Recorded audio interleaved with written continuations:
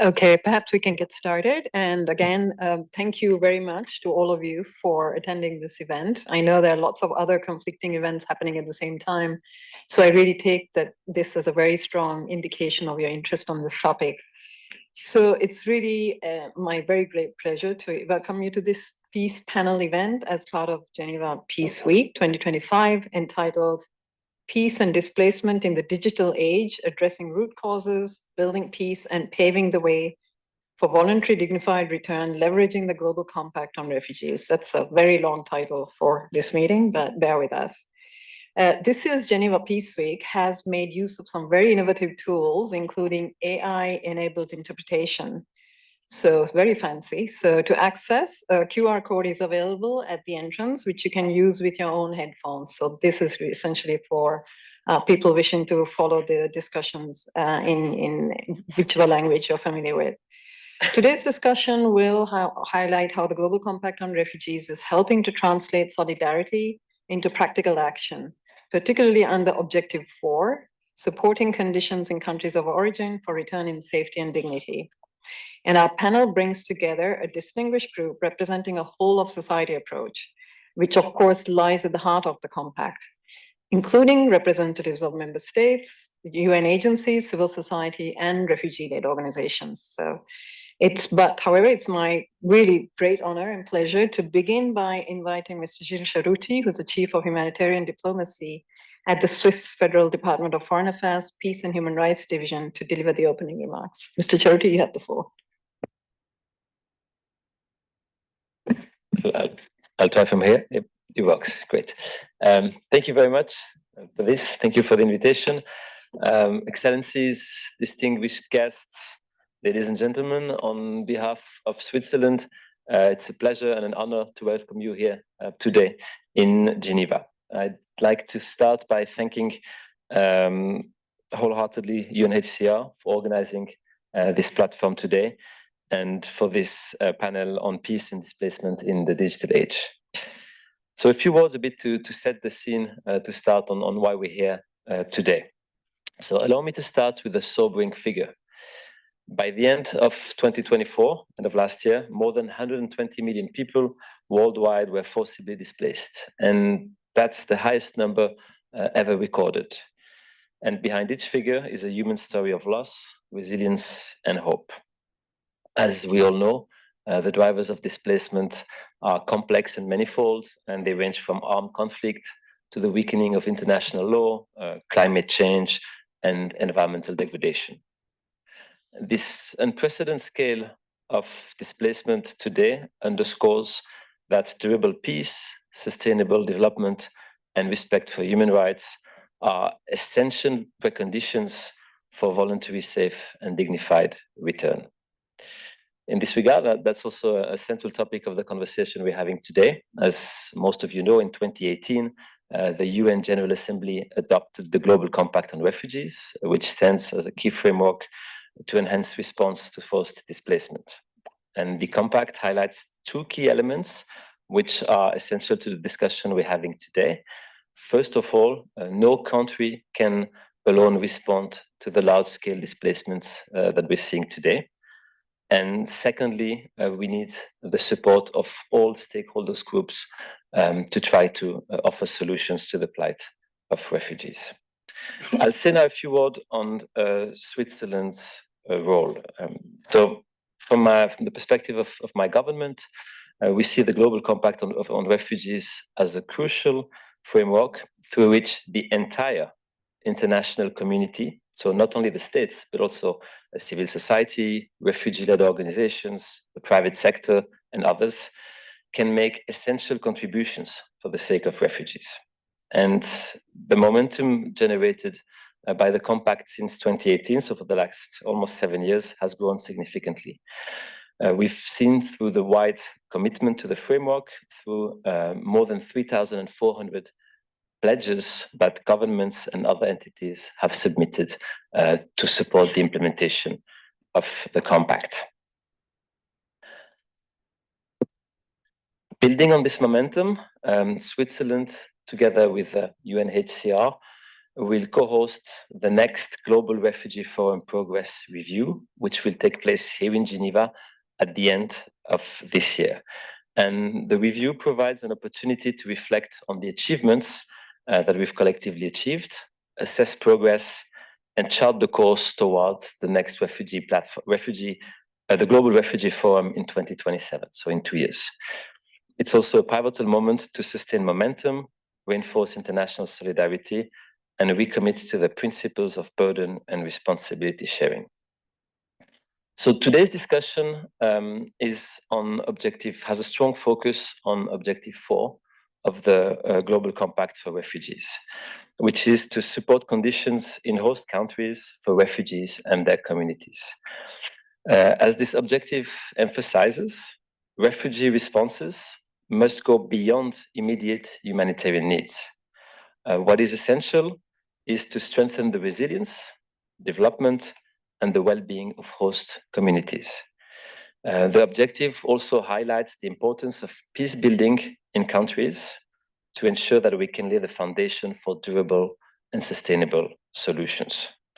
A word again about Switzerland regarding this objective.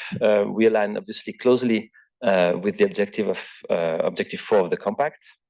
And our national focus is on supporting durable solutions through a whole of government approach. So we combine humanitarian action, development cooperation, and peace promotion to ensure that the assistance that we provide benefits both refugees and the communities who host them. I can just give you one example, but the panelists afterwards will provide very concrete examples from their own realities. But one among others is the fact that Switzerland is currently allocated 100 million Swiss francs over 4 years for demining activities in Ukraine. And as you all know, demining activities are not only essential for immediate safety, but also for long-term stability. They enable return to land, they enable agriculture, and they enable to rebuild homes, livelihoods, schools. So this is one concrete example of such activities. Now, my second key element today, after this general remark on the Objective 4, is on another key element of the discussion today is the question of digital protection. And there I'll say some words about how Switzerland works on this, and in particular about our partnership with UNHCR. Today, the landscape of displacement is also evolving as any aspects of society today in the digital sphere. Digital technologies are reshaping how displaced people connect, access services, and also tell the stories. So that's for the positive side. But at the same time, these technologies also create new vulnerabilities, such as digital exclusion or exposure to sensitive data. Basically, like any new technology, they have immense potential, but at the same time, they carry risk. And how do you strike the right balance between harnessing those potential and those potential progresses, but at the same time mitigating these risks? An example of a worrying trend that we face today is the rise of AI-generated disinformation, for example, deep fakes. Just an example that is abstract, but is also very concrete. You can have a fake video of a militia leader that calls for an attack against a specific ethnic minority.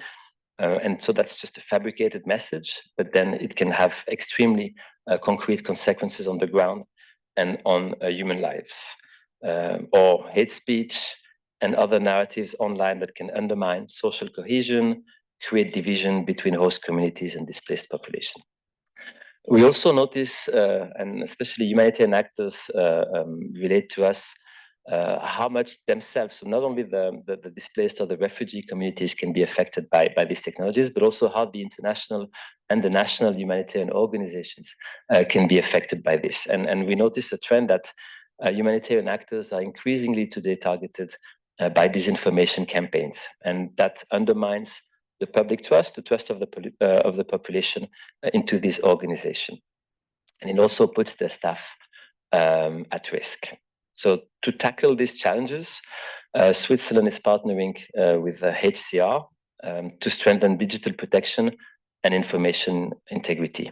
And for that, we also aim to support a community of practice to help humanitarian actors align, coordinate, and find responses to these threats.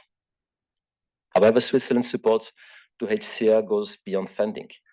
We want to leverage our position as a neutral state and to focus on mobilizing partnerships and keep the issue of forced displacement high on the international agenda. Protecting refugees in today's interconnected world requires a multi-stakeholder approach, bringing together all sectors with influence and responsibility.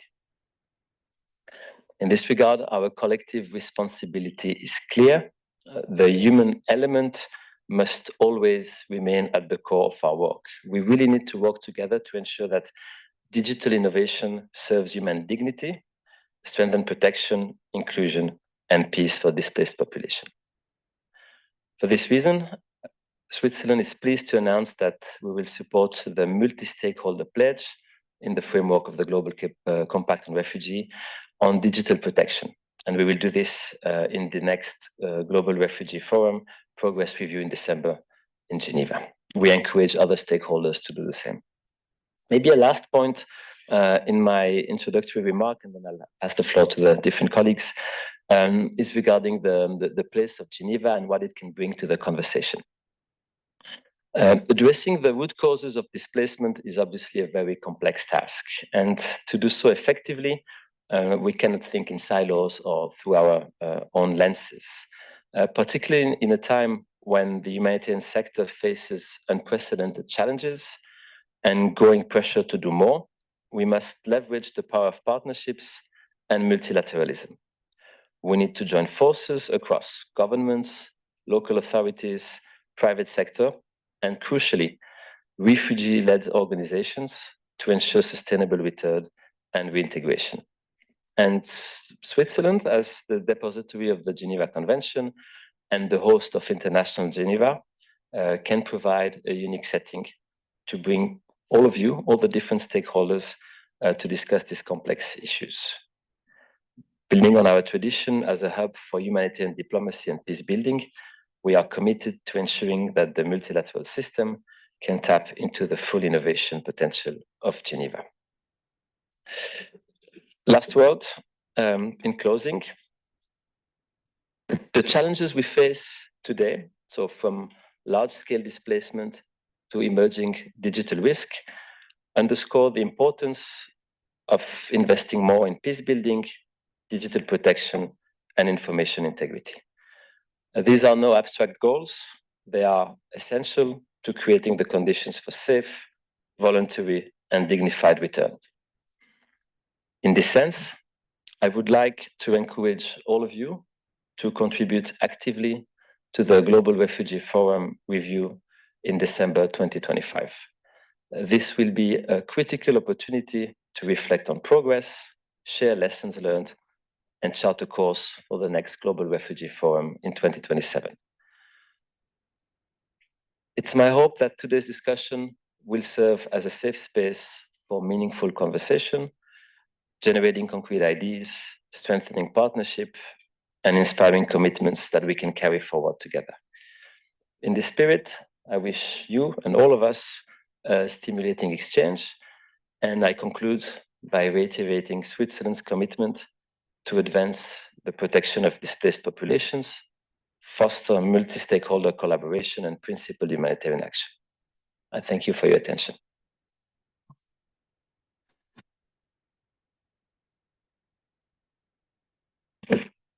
Thank you, Mr. Charity. As you have underlined, the increase in the number of refugees and displaced persons has been staggering over these last 10 years. And this represents an unimaginable figure that reflects not only expanding conflict, but also, as we all are painfully conscious of, an increasingly growing disregard for human rights and humanitarian law. And let's not forget that behind every one of these numbers, there's an individual human face and an individual tragedy. And that's certainly something we must never, ever lose sight of. Now, under this immense pressure, the world developed new, unique tools to more effectively and collectively respond to the rise in forced displacement. And the Global Compact on Refugees provides precisely that. It's a framework to mobilize, as Mr. Charity has said, the whole of society, whole of government, yes, but also the whole of society approach to better coordinate responses to the growing complexity of forced displacement. Now, the Compact has enabled strong partnerships and multilateralism across the humanitarian development peace nexus. in support of 4 objectives, creating new partnerships that translate into tangible results. Now, today, as I said, we will focus on Objective 4 of the GCR, supporting conditions in countries of origin for return in safety and dignity. This objective is perhaps the most urgent, but also the most complex, as we all know. So without addressing the root causes of forced displacement and pushing for lasting, durable peace, we will always be on the back foot as humanitarians. And forcibly displaced people will continue to be faced with intolerable hardship and choices. As the second Global Refugee Forum in 2023 pronounced itself, the need for lasting solutions took form through a series of multi-stakeholder pledges, connecting peace building, conflict prevention, housing, land and rights, housing, property and land rights, and digital protection. These pledges have shown that when diverse partners work together towards a common ambitious goal, we can create solutions that are both innovative and inclusive.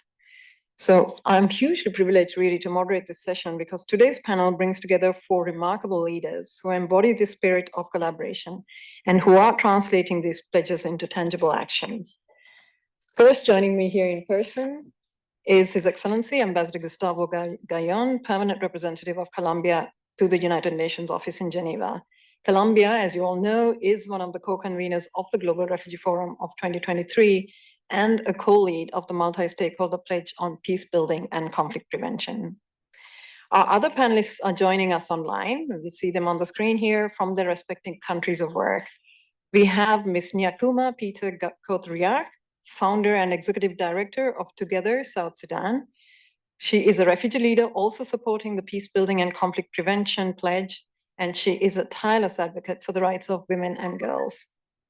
Next, we have Ms. Eleonora Serpi, who is joining us from Nairobi, where she serves as Global Co-Coordinator of the Housing, Land and Property Area of Responsibility of the Global Protection Cluster. She's also the Associate Program Management Officer at UN Habitat. And then finally, we have Ms. Pavitra Ramanujan, who's the Social and Environmental Justice Program Manager with the Association for Progressive Communications, where her work in support of the multi-stakeholder pledge on digital protection focuses on the promotion of digital rights and a rights-based approach to information and communication technology policymaking. Thank you to each of you for joining us here today, either in person or online, to demonstrate both your individual areas of work, but also the broader achievements of the Global Compact on Refugees. So thank you very much. So perhaps we will start, Ambassador, if I may, with a question to you. As a co-lead of the multi-stakeholder pledge on peace building and conflict prevention, Colombia has been doing a series of events with the Colombian refugees here in Geneva. Could you please share more about this initiative with us? And I must say, it's truly an amazing one. Over to you, Ambassador. Thank you, Ruben, and thank you very much for inviting Colombia to this event, and good afternoon to all of you.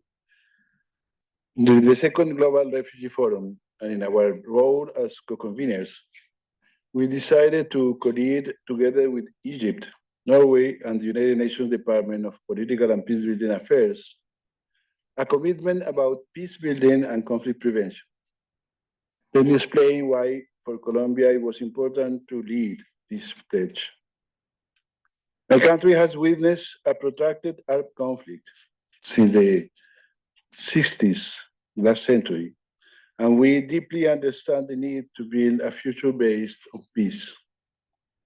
Thanks to various processes, including the presentation of the Truth Commission's report and recommendations in June 2022, the Colombian state, under the orientation of the current government initiated in August that same year, 2022, has been directing its national and international efforts to comply with its obligations in terms of justice, peace, truth, reparation, and non-repetition. One of the recommendations of the Truth Commission was to pay tribute to the Colombian victims of the armed conflict forced to leave the country as refugees or asylees, and to recognize the ethical and political responsibility of the state, of the Colombian state, in the lack of protection of its citizens which has led to hundreds of thousands being forced to leave their homeland in search of safety and dignity. According to the Truth Commission report, in Colombia, after the internal displaced population, which amounts to more than 8 million people, refugees are the second category in number of victims of the armed conflict in Colombia, with more than 1 million people exiled in various countries. The third category in number of victims are the people murdered, who total more than 500,000. So we decided to pledge in the second year fee, and we committed to recognize as much as victims as possible. Since 2023, we have held here in Geneva 11 tributes in which we have recognized 51 Colombian refugees, including political activists, former military personnel, trade unionists, artists, human rights defenders, as well as the families, including children. This initiative has also been replicated in other Colombian embassies. This Friday, for example, our embassy in Spain, using the same format that we use here, will pay tribute to a significant group of Colombian refugees in that country. Last week, our President Gustavo Petro and our Ministry of Foreign Affairs also made an event honoring victims in Brussels. In Geneva, international organizations have been very important to make these events. And let me highlight and thank the support of UNHCR, the Office of the United Nations High Commissioner for Human Rights, the ILO, the World Organization Against Torture, IOM. They have all been sponsors and guests in our events, together with ambassadors and diplomatic officials from Spain, Ecuador, Venezuela, Brazil, Chile, Panama, Norway, Honduras, Mexico, Argentina, and civil society organizations. For the Truth Commission of Colombia, it is key to include the international community in our events, to thank them, to thank you, also for all the work and support that you have given to our process. In each event, we have had an audience of approximately 120 people, and they are also broadcast in real time. The events have been a space for reconciliation and symbolic reparation. The Colombian community in Geneva, in Switzerland, and the official representatives of the Colombian state were not friends before. We have had a reconciliation among us. The events have been a space for reconciliation and symbolic reparation, which are fundamental to advance on the path of reconciliation and the construction of lasting peace in Colombia.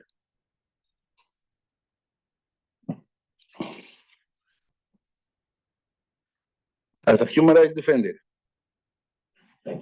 during all my life, these tributes are also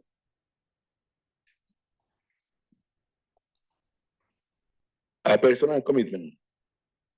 Let me take this opportunity to invite you all to the next tribute that will take place on November 18 here, like 6 p.m. at the UNHCR facilities. Thank you.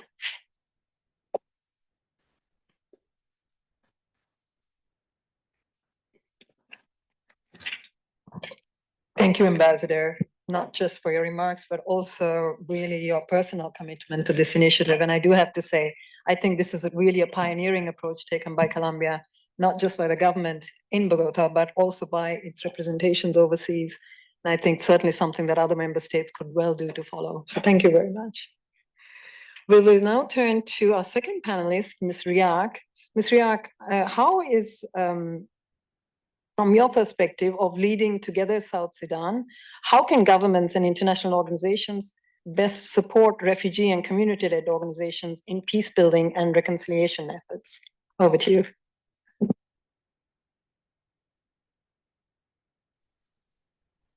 Thank you very much. I'm so privileged to take part in the Geneva Peace Week today. And I'm learning a lot from the people on the background. And I would be able to highlight a few things on the approaches that I do and the approaches that I recommend for organizations that are offering services to the people of South Sudan. We recognize the UNHCR and the other partners that helps South Sudan to thrive in this insecure environment. So one of the key approach is prioritize localization and shift power. That means trust local leadership. Refugees and communities-led organizations have contextual understanding and relationship that external actors cannot replicate. Government and donors must work beyond token consultation and trust local group to design, lead, and implement peace-building initiatives. Another point is about flexibility of funding. In this case, there is a need for direct financial support to the local actors. And also funding mechanism should be simplified and adapted to the capacities of the grassroots levels and the groups, avoiding excessive bureaucracy. Another point is capacity building and not replacement. Provide technical support, training, and mentorship where needed, but avoid imposing external models. Help community organizations strengthen the existing capacities, such as conflict resolution skills, trauma healing, and advocacy without co-opting their missions or voices.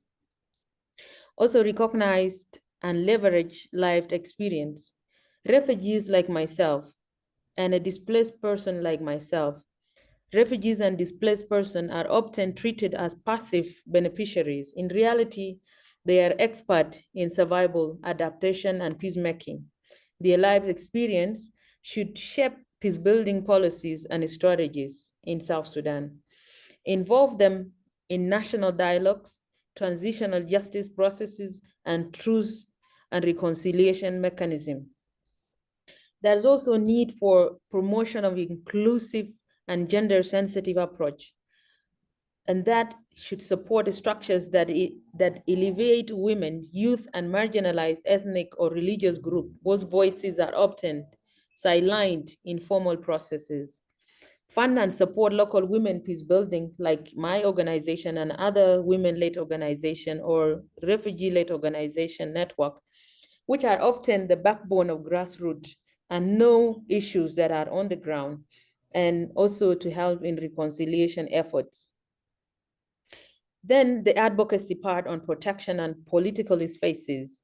My country, South Sudan, had not been so much in the political space aspect. We therefore encourage the international partners to protect civil space and advocate for legal and political environment where grassroots actors can operate safely and effectively. Last but not least, we encourage also mutual learning, facilitate South Sudan exchange per learning and collaborating among refugee-led communities-based organizations across region. This builds solidarity and enable bottom-up knowledge sharing than top-down capacity building alone. In conclusion, government and international organizations should work alongside, not ahead of the refugees and community-led organization. Support should be rooted in equity, humility, and long-term solidarity, recognizing that sustainable peace comes from the ground up, not the top down. Thank you very much.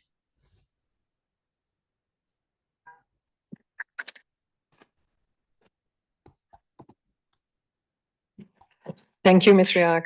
particularly really for the very, very concrete and practical suggestions that you have provided based on your lived experience. And I have said this very frequently, and I will continue to say it.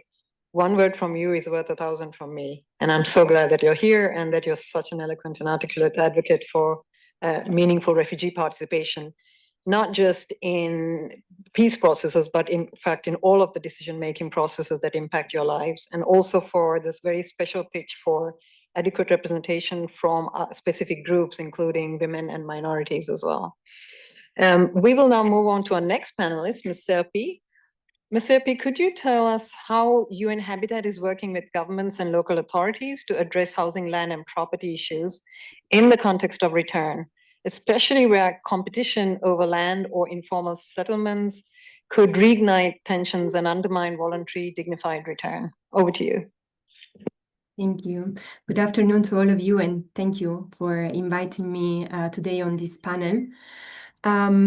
So UN Habitat engagement with governments and local authorities to address housing and property rights challenges in areas of return is always highly context specific. So the approach depends on the local government system, the institutional capacities, how HLP rights are recognized, administered, and protected.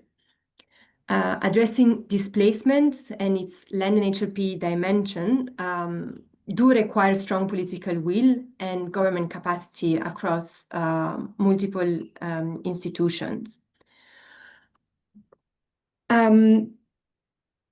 In conflict-affected contexts, governance systems are often fragmented and weakened, with overlapping authorities and unclear tenure arrangements. And these conditions can leave returnees, and particularly those that live in informal settlements or under customary tenure, without adequate HLP protection, excluding them from the formal land and housing markets and reinforcing vulnerabilities. So before any intervention and engagement, it's necessary to understand the existing land governance frameworks, both administrative and institutional. Local authorities in this work are central partners to UN Habitat and are key to facilitate and regulate the return and integration of displaced persons. Their knowledge of local context enables tailoring the intervention to meet the needs of returnees, as well as the communities in areas of return, helping fostering durable solution and social cohesion. And because land is often a root cause of conflict, UN Habitat also supports national and local partners to conduct land and conflict analysis prior facilitating return and integration processes.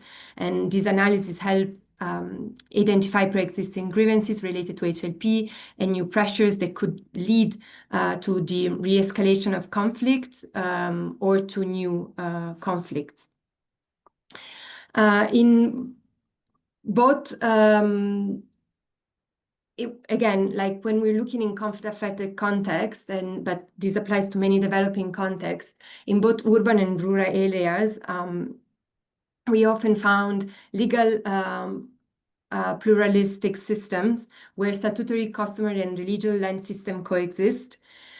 So UN Habitat works with government in mapping and clarifying this overlapping system, the actors involved, and identify which are the similarities and the contradiction, and how HLP, and in clarifying what are the HLP-related frameworks that can be applied in specific contexts so that to avoid confusion and forum shopping. In urban areas specifically, where informal settlements are often at the center of HLP challenges, UN Habitat has been working with governments in transforming crises into opportunities to regularize and upgrade informal settlements. And this also allows people who are returning or are living in settlements that have been damaged to access reconstruction and compensation mechanisms that are typically require legally recognized documentation that informal settlements usually is lacking. So UN Habitat in its work, overall promotes local ownership and capacity building for government institutions, strengthening capacity at national and local level with regards to land administration, housing policies, urban planning, and transitional justice mechanism for restitution and compensation of housing land and properties. And this includes also, and it's very important to collaborate with customary and traditional authorities to ensure that solutions respect local practices and support equitable access to land and housing for all, as well in not only within the formal statutory system, but as well as in the customary ones. So all these efforts that I described contribute to the implementation of the multi-stakeholder pledge on advancing durable solution through secure housing and property rights that was launched by UN Habitat, NRC and UNHCR at the Global Refugee Forum in 2023. And that also contributed to the realization of the Objective 4 of the Global Compact on Refugees.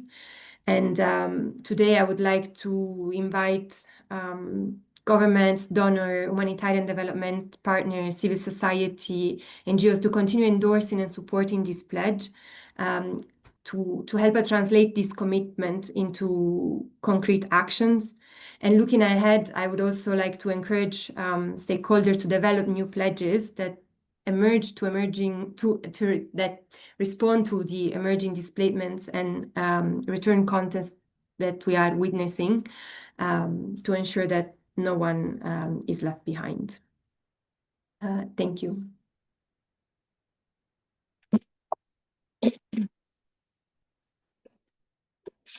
Thank you, Ms. Serpi, also for providing us with really some of the very concrete actions being undertaken by UN Habitat and partners, including conflict analyses impacting on housing, land, and property rights, the importance of partnerships, and of course, the importance of empowering and capacitating local and national authorities to deal with these issues directly.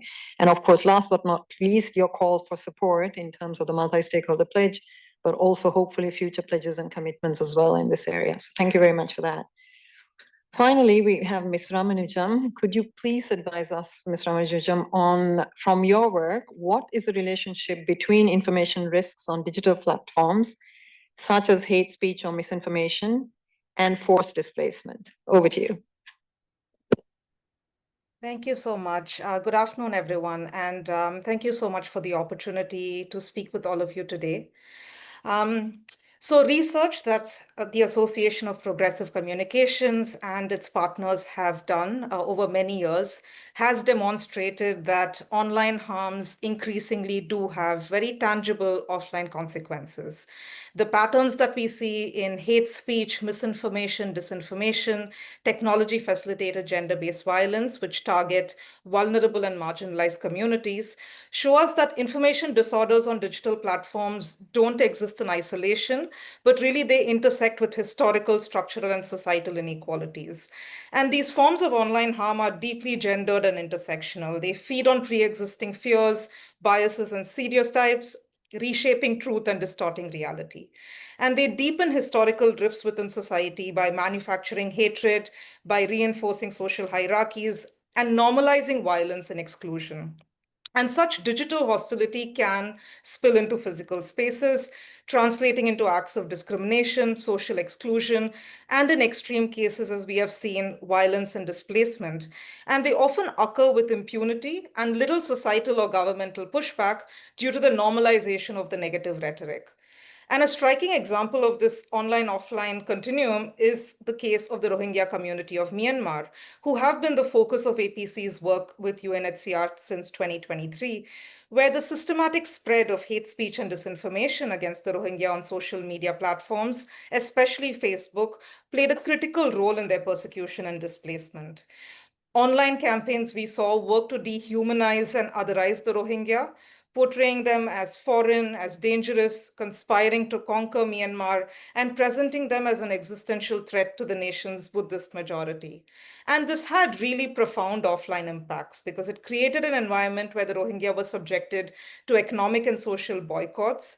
They were ostracized from housing and community spaces, excluded from mainstream society, forced to hide their identities. And this escalating process of dehumanization eventually then led to physical attacks, to displacement and genocide, making it impossible for them to exist meaningfully within Myanmar. The UN fact-finding mission on Myanmar, in fact, following the attacks in 2016 and 2017, concluded that Facebook played a significant, even determining role in the genocide. And even a human rights impact assessment that Facebook itself commissioned acknowledged that Facebook has become a means for those seeking to spread hate and cause harm, and that posts have been linked to offline violence. So these findings, of course, confirm the connection between digital information risks and physical persecution, culminating in the displacement and genocide of the Rohingya people. And we have seen this, this pattern perpetuate in other instances of displacement as well. And I also want to add that, unfortunately, what we have observed is that the relationship between these online information risks and forced displacement does not end at the point of exodus. In our work, we have observed that hate speech and disinformation continue to shape the realities of displaced communities in the host countries as well. For instance, in the case of the Rohingya, who have been initially quite welcomed in public sentiment in many of the host countries in South and Southeast Asia, such as Bangladesh, Malaysia, and Indonesia, initial reactions being very sympathetic, viewing them as refugees, as victims of atrocity, and welcoming them into their communities. But over time, especially in the past 2 years, we have seen that the same digital dynamics that once operated within Myanmar have also begun to replicate across the region. And we see that these misinformation and hateful narratives are portraying once again Rohingya as infiltrators or security threats. And this is causing a shift in online discourse and contributing on the ground to a loss of social cohesion and fostering resentment among host populations and diminishing their willingness to really support or integrate the community. And there is some fear that if left unchecked, these digital risks could have grave implications beyond what they have already, where we see refugees may increasingly find themselves excluded from basic services and community networks, and that such fear and hostility may force them to take even more perilous decisions, such as attempting dangerous onward journeys or returning to unsafe environments. I'll stop there for now. Thank you.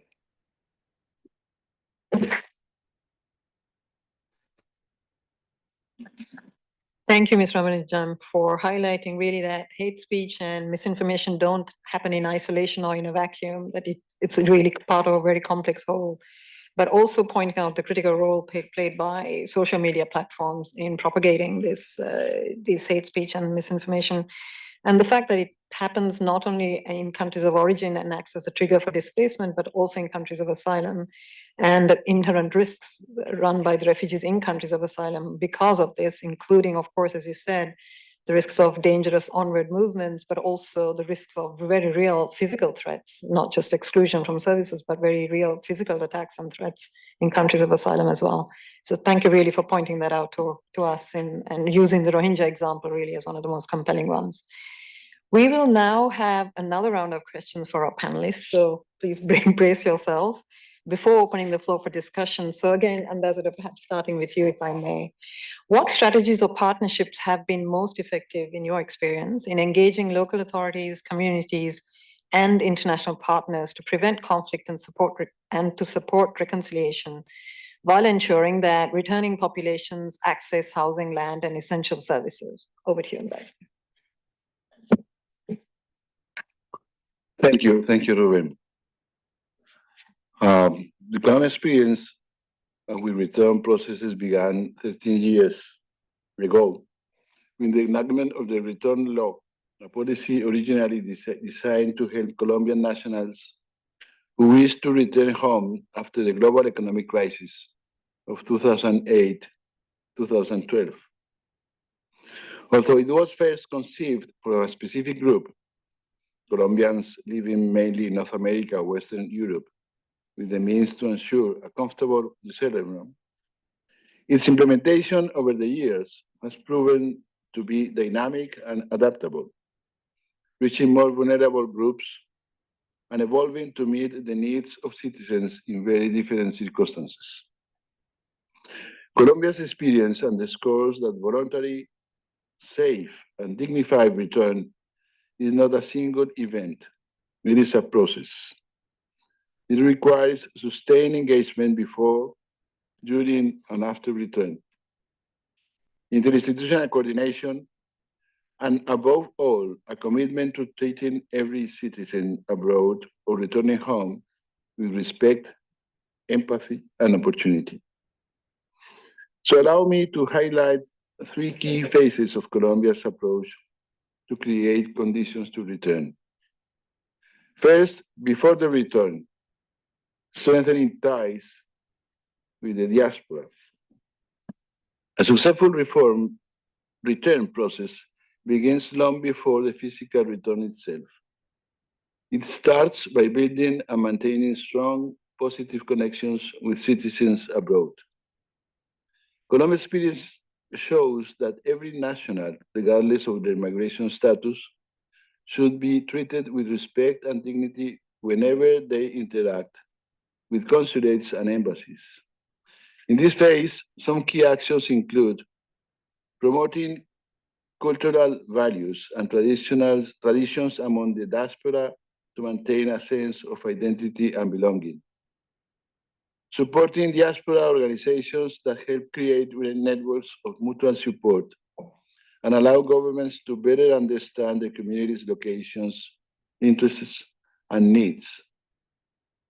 Offering support programs abroad, such as health guidance, entrepreneurship initiatives, and even language lessons. Involving second and third generations in cultural and civic activities. Simplifying citizenship regularization procedures, such as ID renewals and passport issuance. Facilitating connections between diaspora members and national institutions, including those that handle pensions, housing, and victims' assistance. And finally, actively promoting return programs that benefits unavailable assistance. These actions not only maintain a strong link with nationals abroad, but also create the trust and confidence necessary for a voluntary and dignified return. Second, during the return, ensuring accessibility and dignity. Once the decision to return has been made, it is essential that the process be voluntary, accessible, and informed, meaning that citizens can return when they feel ready. Some lessons learned from Colombia include establishing an easy online registration system with clear requirements and guidance, offering incentives and logistical support, such as financial benefits for bringing remittances back, tax exemptions for importing personal belongings or business equipment, and assistance with travel arrangements. Promoting return with a purpose programs, initiatives that connect returnees with entrepreneurship opportunities, business training, and job placement, or encourage knowledge transfer through teaching and mentoring. These measures help transform the return process into a moment of empowerment rather than a simple relocation. And third, after return, achieving sustainable reintegration. The real success of any return policy lies in what happens after arrival. Reintegration must be sustainable and inclusive. Colombia's experience highlights several priorities. Creating orientation and assistance centers for returnees, ensuring that returnees are included in national and local registries and public services, allocating dedicated budgets and institutional resources to maintain continuity of programs. Promoting interinstitutional coordination, involving key sectors such as civil registry, migration control, labor, education, housing, agriculture, and social protection, so that all agencies understand and include returnees in their programs. Even when resources are limited, the minimum expectation is that existing services do not exclude returnees but instead make them visible and eligible. While the return law's effectiveness has been limited by institutional and budgetary constraints, several positive experiences can be highlighted. A system return program supported by our national government, together with cooperation agencies, have yielded good results, providing travel arrangements and seed funding for reintegration projects. Humanitarian assistance programs have also supported vulnerable returnees upon arrival. And entrepreneurship initiatives, a particular strength in Colombia, have enabled many returnees to rebuild their lives and contribute productively to their communities. Many of the entrepreneurs have been supported by local, national, or even private institutions. By sharing these lessons, Colombia hopes to contribute to global efforts to ensure that return is not only possible, but truly sustainable, a step toward peace building, reconciliation, and development in societies emerging from conflict. Thank you.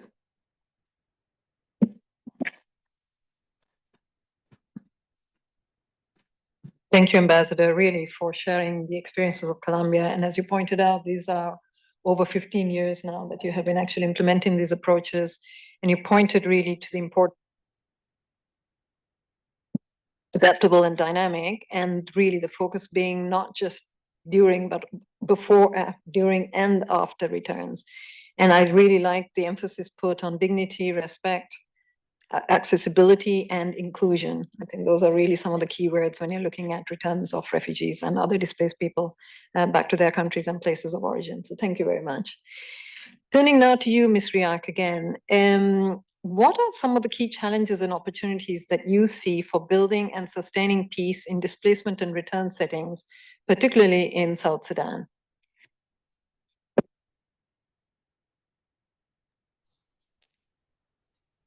Thank you so much again. I would like to highlight key challenges that are happening in South Sudan as we speak.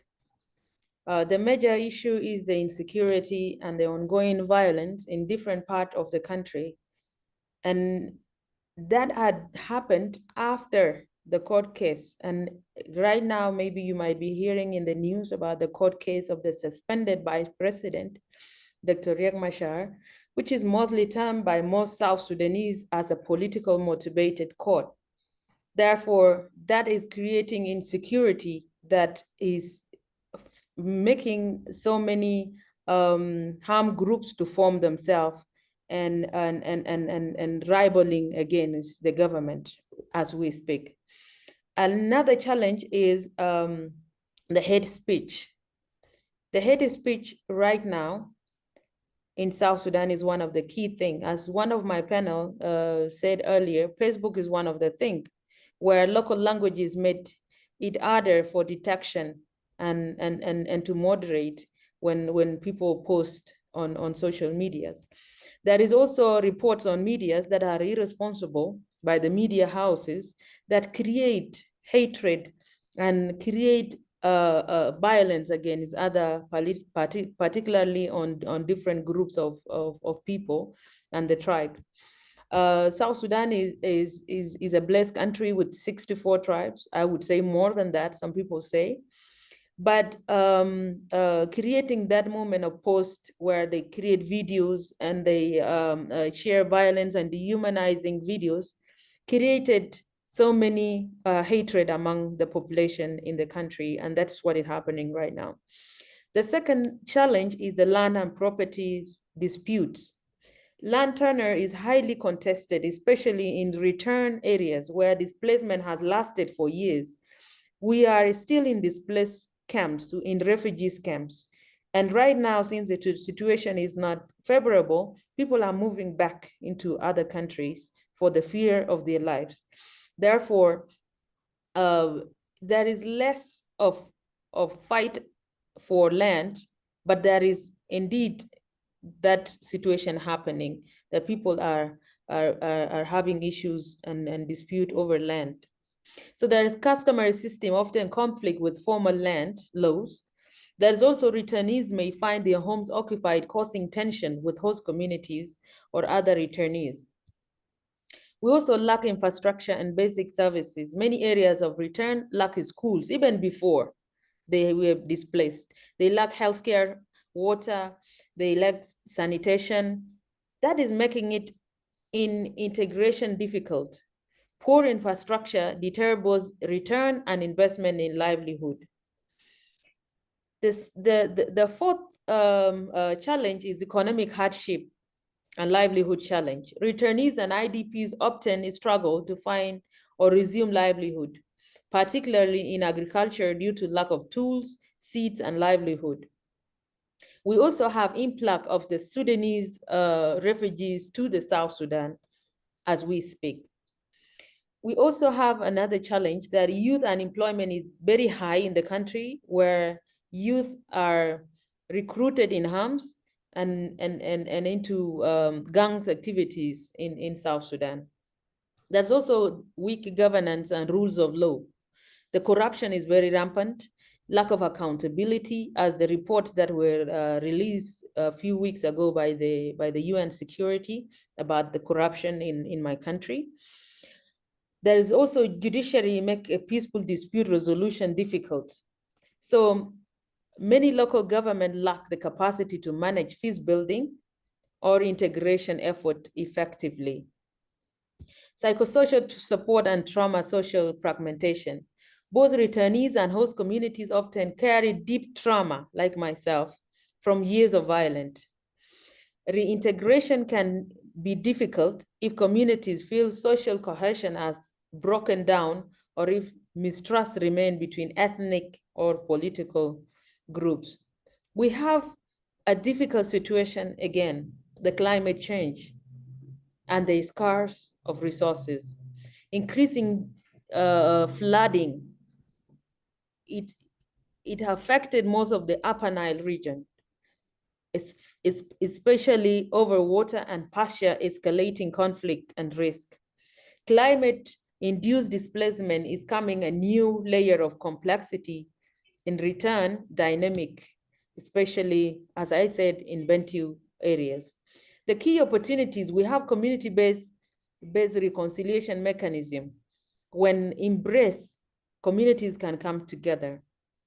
Programs like community peace dialogues have shown success in easing tension between returnees and the host communities. My organization is working to ensure reconciliation happened in the displacement camp and within South Sudan. We have transitional justice. That is also one of the opportunity. It's not being implemented. It's one of the key things that the warring parties have been struggling to implement. So truth telling and reparation and justice mechanism as per the revitalized peace agreement in South Sudan. Restoring trust in justice system can deter future grievance and cycle of revenge. Inclusive peace process. Ensure returnees and IDPs, women and youth are including in political dialogue and local governance. Empowering women in peace building has had demonstrated success in enhancing community resilience. Myself had been in trauma. I have lived in trauma for years. And I have taken that initiative forward to be able to empower women on economic empowerment and also in reconciliation aspects. Integrated humanitarian peace development approach. Program that link immediate humanitarian aid with long-term development and peace building help stabilize return areas. For instance, the livelihood support plus the trauma healing plus infrastructure will be equal to more sustainable return of the displaced people. Land reform and mediation system. Establish transparent fair land dispute resolution mechanism that include traditional authorities and formal legal system. Documenting land rights can prevent future displacement or land grabbing, which is one of the key things in South Sudan. Youth and livelihood programs. targeted job creation, education, and peace education for youth, reduce risk of radicalization, and build agents of peace. Skills, training, and microfinances can help rebuild local economics. We also have the opportunity of a regional and international engagement. The IGAD, the African Union, and the UN continue to play a role in mediation, monitoring, and supporting peace building. However, there's a need for a push for that to happen, as the expectation of the civil population in South Sudan. Cross-border coordination was essential to address displacement flows with neighboring countries, Uganda, South Sudan, and Ethiopia. In conclusion, peace building in displacement and return setting in South Sudan is not just about bringing people back home, but about creating conditions for them to stay, rebuild lives, and thrive peacefully. Success will depend on addressing the root causes of the conflict, not the symptoms, ensuring inclusive participation in peace processes, investing in long-term infrastructure and services, and adapting to the realities of climate change and insecurity. Finally, an actionable support for peace building in my country, South Sudan, would be much welcomed by the vulnerable people of South Sudan. Thank you.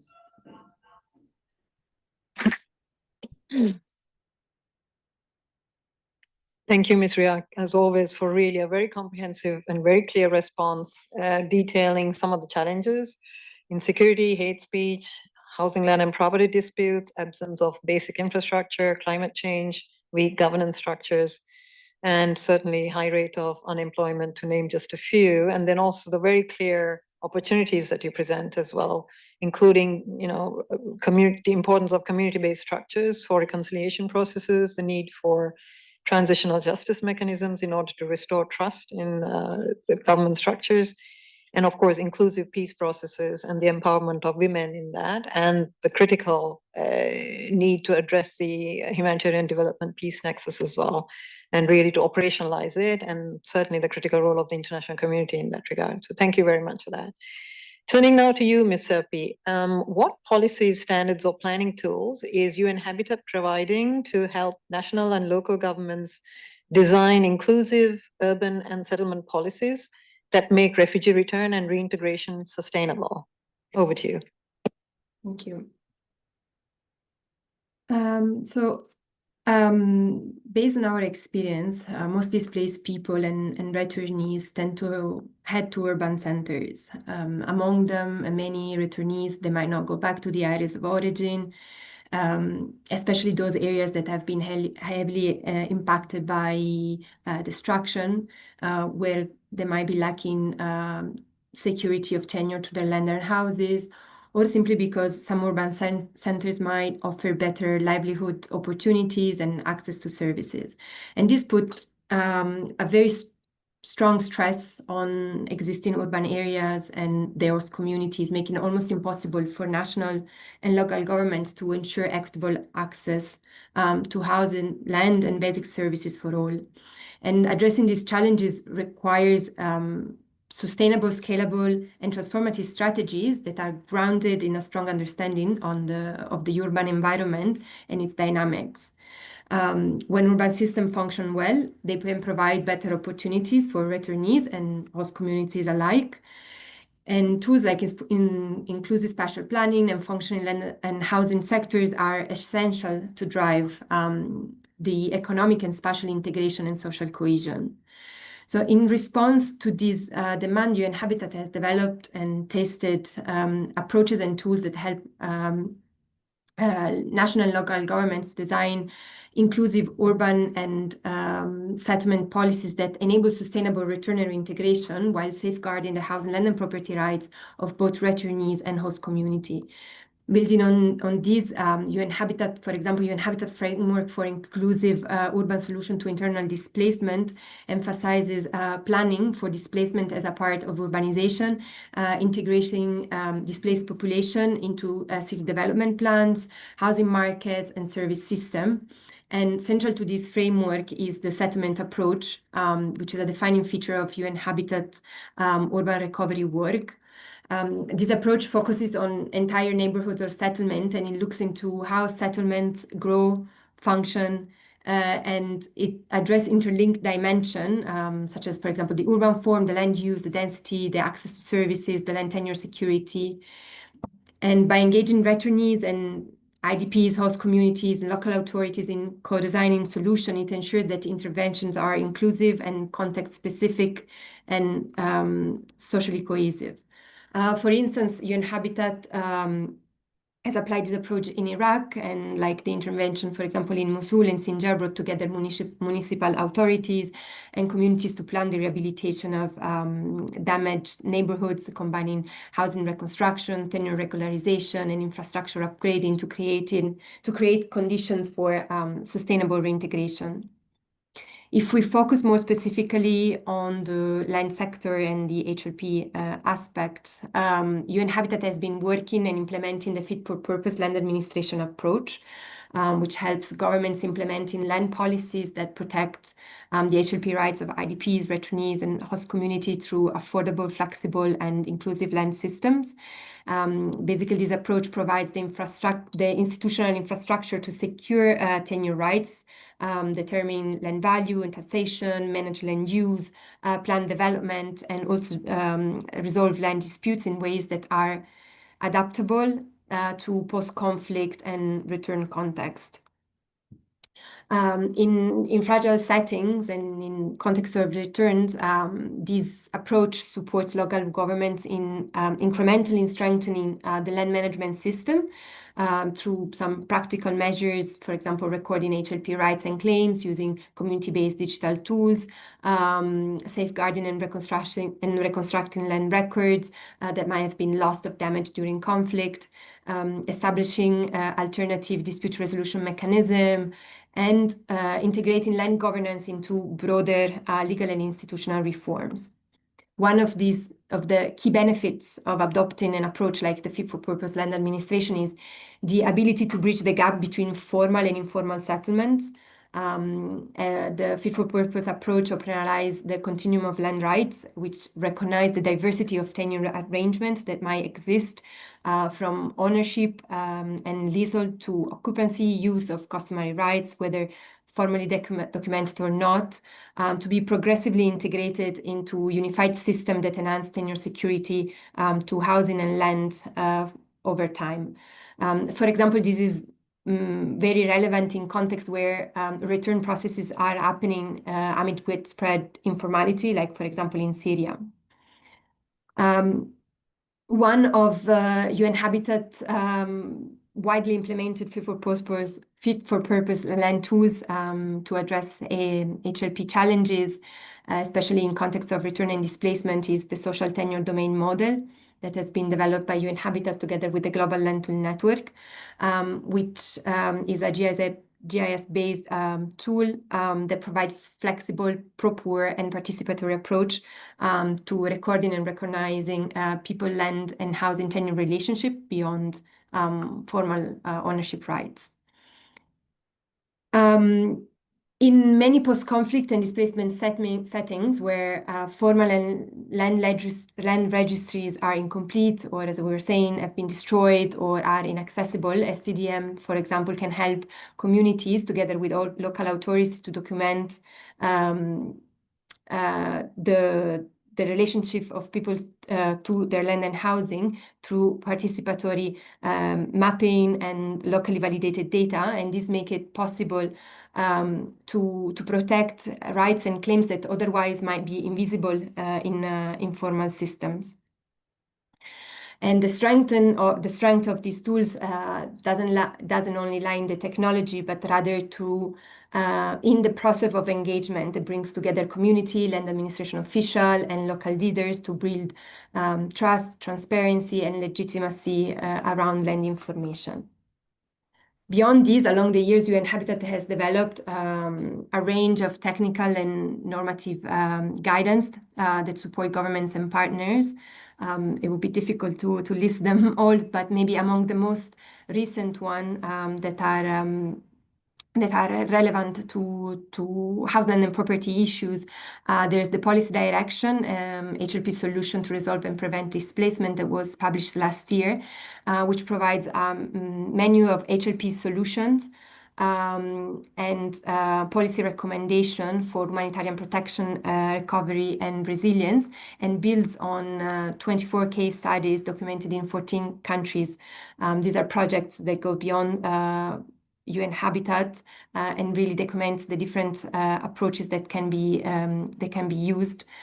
Another relevant one is the durable HLP solution for customer and displacement context reports, which analyzes again case studies from 7 countries and provide policy recommendation exploring how voluntary return, local integration, and relocation can be supported within the customary dimension of land tenure. And to conclude, I would like also to stress that UN Habitat emphasize gender-responsive HLP programming as a key enabler of dignified and equitable return.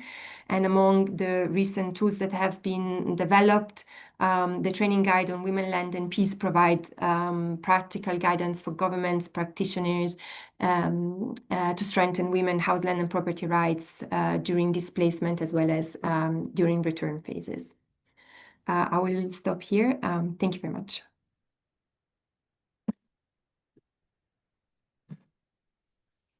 Thank you, Ms. Sapir, certainly for highlighting some of the many activities undertaken by UN Habitat in this context, particularly, of course, based on a very strong understanding of the urban environment, as you pointed out, but also really the need to integrate the returning populations into city development plans and housing markets, the importance of the settlements approach, and the fact that land governance really should be included in broader institutional reforms as well. And of course, thank you very much for enumerating some of the many tools that you have really put at the disposal of national and local authorities in this regard. Thank you very much. And finally, Ms. Ramanujan, how can positive proactive action to address digital protection risks support protection and solutions for refugees? In particular, what is the role of the private sector, especially tech platforms, in reducing hate speech and facilitating social cohesion for protection? Over to you. Yeah, thank you. Thank you so much for the question. I think proactive action is essential to addressing digital risks through proactive action is essential to strengthening the overall protection environment for refugees and displaced communities. Our experience has shown that understanding, anticipating, and addressing digital harms early can prevent escalation and overall foster more inclusive, informed, and resilient communities. And central to this is really understanding and identifying the problem, tracing the patterns, the actors, the motivations behind digital threats, such as hate speech, misinformation, and disinformation. Because we understand that effective protection really goes beyond just incident response, but to systematically mapping how these risks emerge, how are they circulating, and how are they translating into offline harms. And so by analyzing the ecosystem in which online and false information thrive, including the role of digital platforms, state and non-state actors, social and political fault lines, we can then develop really context-specific strategies that disrupt harm before they manifest on the ground. At the community level, I think building capacities and resilience has been key. So refugees, host communities, grassroots organizations, they really need the skills and tools to recognize and respond to online harms. And this involves strengthening their ability to identify hate speech and misinformation, debunking myths and stereotypes, and engaging in fact-checking and counter-narrative, but also learning measures for digital security and protecting themselves. And I think particularly for displaced populations, providing them with the tools and opportunities to protect themselves online and giving them the platform to be able to tell their own stories does help restore a sense of agency in what is otherwise a very disempowering experience. An important aspect of our work has also been really around bringing together diverse communities of practice. So digital rights advocates, humanitarian actors, organizations working with refugees and stateless persons, all of them, of course, have unique approaches and insights, but creating spaces where these groups can collaborate, share experiences, and jointly strategize has really helped to bridge the gap between the digital and the humanitarian sectors and ensure that digital protection is sort of embedded into all aspects of refugee protection itself. Another key learning for us has really been about the importance of leveraging local capacity and knowledge. We have an extensive network in Asia and beyond, and so we've been able to work with local partners who hold really essential expertise, understanding the nuance of language, culture, and community dynamics that really shape how information spreads and how it can be countered. And so that's led to more accurate and relevant analysis and research, and made sure that interventions are really grounded in the lived realities of the communities that are affected. And finally, I think what has been key has been our ongoing work to mobilize collective action by bringing together local, regional, and international partners to engage stakeholders, such as the state and digital platforms. And so to really be able to bring a networked response to challenge these harmful narratives, but also really push for accountability from these powerful institutions, and really promote policies that are rights respecting and respect the dignity of vulnerable communities, including refugees and displaced persons. And in this regard, I think our engagement with the private sector and really contextualizing the role of the private sector, especially tech platforms, and in reducing hate is extremely important, because I think tech companies, and in particular social media platforms, really do have a very central role to play in reducing hate speech and fostering social cohesion online. Now, platforms are no longer passive intermediaries merely hosting content posted by third parties. Through their algorithms, their recommendation systems, their monetization policies, platforms really are now actively shaping what information users see, how often they see it, and how quickly harmful content spreads. And so it means they do bear a direct responsibility for the health of the online information environment and its impacts.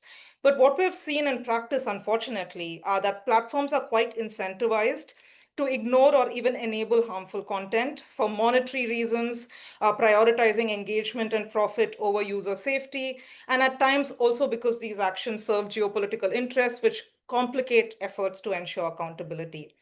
And we've seen, despite years of documentation and their own internal assessments, such as Meta's report on Myanmar, that not a lot of change has happened. In fact, the situation has worsened, and quite concerning in recent years, with companies such as Facebook and X scaling back content moderation, disbanding trust and safety teams, removing partnerships with independent fact checkers. And instead, they're really moving or increasingly relying on user-driven models such as community notes or complaints-based mechanisms, essentially shifting the burden of moderation onto the users themselves, right? And these approaches are really reactive, and they fail to protect users, especially in contexts where hate speech and disinformation can trigger violence and persecution, because users are simply not in a position to be able to engage in these mechanisms. And I think, and this is a point that was raised by the other panelists as well, platforms have really failed to localize their approaches or adapt their safeguards to diverse social, linguistic, political contexts, right? Civil society has called for many years for lesser reliance on automation, greater inclusion of local expertise, including moderators who are fluent in national and regional languages, who understand cultural nuances, and also for platforms to increase the number of content moderators in countries with large user bases or diverse user bases. And we've also urged the establishment, for instance, of crisis response mechanisms that can be activated rapidly during times of conflict or unrest, where the risks of online harms escalating into offline violence are especially high. And while platforms have shown that they can implement such measures, for instance, in the context of Ukraine, there has been very little consistency or equity in their part in extending these kind of protections to countries in the global south. And just to add that these challenges, unfortunately, do go deeper than content moderation. They're embedded in the very business models and governance structures of tech platforms who operate in very opaque environments. So there's very little transparency about how algorithms determine what content is amplified or suppressed, how platforms handle user complaints, what criteria guide their responses, how quickly they act. We are unaware of how they respond to state requests for content removal, how they monetize or use user data, and what mechanisms govern advertising or content promotion. And all of this opacity toxicity really does lead to hate speech, disinformation, and coordinated manipulation to thrive, while shielding them from scrutiny or accountability. And platforms do, as all companies do, have obligations under the UN Guiding Principles on Business and Human Rights to respect human rights and to prevent and mitigate negative impacts. But we've seen increasingly that they are falling short of this duty. And so I will end by saying, for this very reason, I think states also have a very essential role to play in ensuring accountability and in the prevention of proliferation of online harm. And they can do this by increasing government oversight on platforms, not just limiting it to content moderation practices, but extending it to examining corporate business models, demanding transparency on data practice, on algorithmic decision-making, on advertising, asking for mandatory and systematic human rights due diligence. Ultimately, regulation, when grounded in human rights principles, can help ensure that digital platforms operate in ways that do prioritize user safety, social cohesion, and the public interest. Thank you.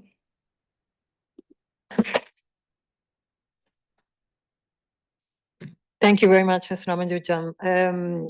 I think, as you have pointed out, it's not just a matter of responding to individual threats on these different social media platforms, but really, as you said, tracing the actors behind these threats and going beyond just individual responses to systemic mapping and analyzing of the ecosystem. And then, of course, giving refugees themselves a voice, as you said, and the importance of diverse communities of practice, fact-checking, counter-narrative, debunking some of these false information put out there.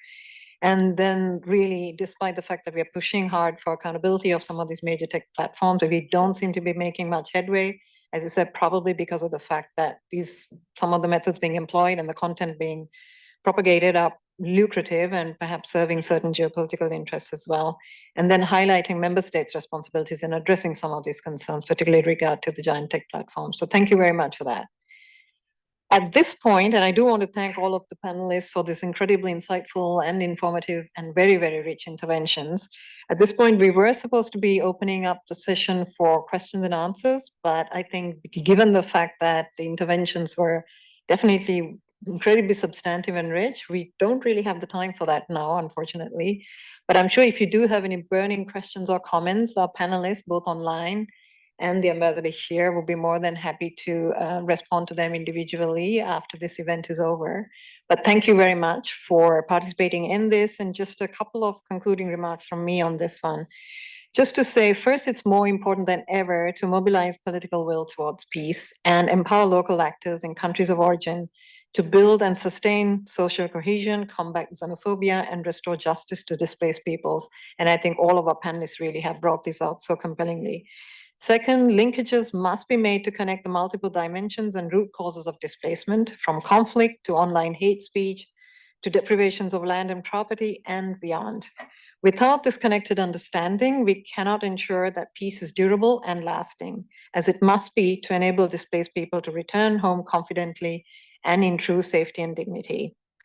Third, the GCR remains our most effective tool designed to bring together the whole of society to work towards creating conditions for sustainable return and reintegration.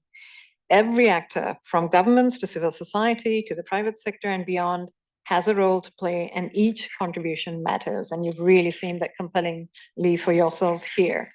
Finally, the GRF Progress Review, scheduled for December this year, offers us an opportunity to take stock of the achievements made, including on Objective 4, in fact, particularly on Objective 4. I encourage all stakeholders to engage actively in our collective efforts towards identifying the challenges and opportunities and charting a path towards the next Global Refugee Forum in 2027, as Mr. Cheruto has also pointed out. We also encourage all stakeholders to engage in the GRF Progress Review to make and report on your pledges and to raise your own calls to action in your communities. So thank you very, very much. And thanks once again to the panelists and to our keynote speaker.